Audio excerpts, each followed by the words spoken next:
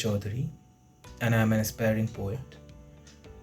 Today I'm going to recite one of the sonnets from Kunwar Viyogi's Rosary of Sonnet, Volume 2. The sonnet number is 291. The theme of the sonnet is love, and the title of the sonnet goes, Heart's Empire. Blood corpuscles live writing in such bliss, they push and pull and tear down and shone. What silent, mad explosion then is this? I ask and get the answer. This is love. Come, bum your bricks of feelings in this fire. My heart is like a keen and in fact can build with these an unparalleled empire, which time will honor leaving it intact.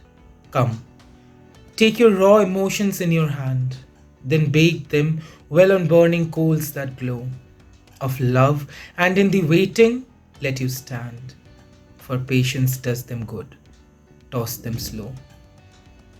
Then let them swim in bloodstream to the heart, and send them to the source from where they all start.